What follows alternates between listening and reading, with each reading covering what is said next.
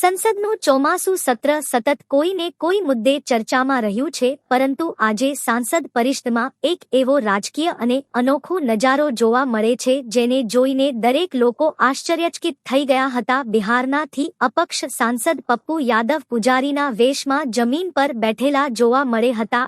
તેમની પાસે એક દાનપાત્ર રાખેલું હતું અને કોંગ્રેસ નેતા રાહુલ ગાંધી તેમાં વિવિધ રીતે રૂપિયા નાખતા નજરે પડ્યા હતા. મળતી માહિતી મુજબ વિપક્ષે અયોધ્યામાં રામ મંદિરના દાનની ચોરી અને સંસદમાંથી ગૃહમંત્રી અમિત શાહની ગેરહાજરીને લઈને આ શોર્ટ પ્લે રજૂ કર્યું હતું. વિભક્તિ સાંસદોના અનોખા વિરોધ પ્રદર્શનથી ખૂબ જ રસપ્રદ અને વ્યંગાત્મક હતી. રાહુલ ગાંધીએ આગળ વધીને દાનપત્રદાન આપ્યું, જેના પછી બનેલા પપ્પુ યાદવે અયોધ્યાના સાંસદના ચરણ સ્પર્શ કર્યા હતા. ત્યાર પછી તરત જ પૂજારી બનેલા પપ્પુ યાદવ દાનપત્ર લઈને અચાનક ત્યાંથી ભાગ છૂટ્યા હતા. વિપક્ષના કહ્યા અનુસાર આ પ્રતિકાત્મક નાટક દ્વારા તેઓ અયોધ્યાએ મંદિરના દાનમાં થયેલી નાણાકીય અનિયમિતતાઓ અને દાન ચોરીના મુદ્દે સંસ્કારને ઘેરી રહ્યા હતા. આ પોસ્ટર્સ પર મોટા અક્ષરે લખેલું હતું કે મહામંત્રી અમિત શાહ સાંસદમાંથી ગાયબ કેમ છે. વિપક્ષે લગાવતા કહ્યું હતું કે દેશના આટલા મહત્વના મુદ્દાઓ પર સાંસદમાં ચર્ચા ચાલી રહી છે, પરંતુ ગૃહમંત્રી ગેરહાજર છે.